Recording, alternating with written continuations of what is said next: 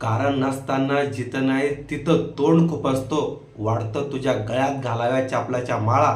अरे रान डुकरावानी तोंड तुझं आणि बोकड्यावानी डोळा. दिवसातून हजार वेळा जरांगे पाटलाचं नाव घेतो, त्याशिवाय तुझं भरत नाही पोट, कारण तू हे भिकार सोट. तर नमस्कार मित्रांनो, ही कविता शेवटपर्यंत बघण्यासाठी तुम्ही जर आपल्या कोलते प्रोडक्शन यूट्यूब चॅनलवर नवीन असाल तर तुमच्या भावाचं हक्काचं कोलते प्रोडक्शन यूट्यूब चॅनल नक्कीच सबस्क्राईब करा. तर चला आता आपण ही कविता कंटिन्यू करू.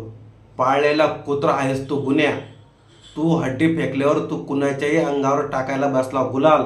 स्वतःला विद्वान समजू नको, कारण तू हे पाळलेला दलाल.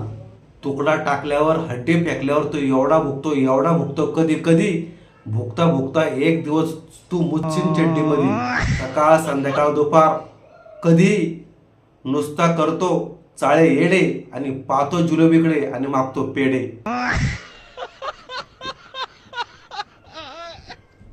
एकदा काय झालं, भुकायच्या नादामध्ये हा सदा चक्क कपडे घालायचा गेला राहून, आणि भुकण्यासाठी चक्क बायाचा घालून आला गाऊन. हा माणूस एवढा विचित्र प्राणी आहे, भुकताना याला अजिबात राहत नाही भान. याला राहत नाही भान, पण याच्या मागून याची म्हैस खुशाल हलवते नंदी बैलावानी मान.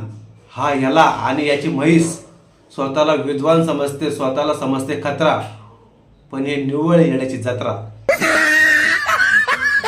जरांगे पाटील म्हटलं आणि मराठा आरक्षण म्हटलं की यांच्या टिंब ठिकाणी इतकी होती आग. पण एक दिवस मराठे यांचा 100% सुजवणार पृष्ठभाग. स्वतःला विद्वान समजतो, ज्ञानी समजतो, डॉन समजतो, स्वतःला समजतो भाई.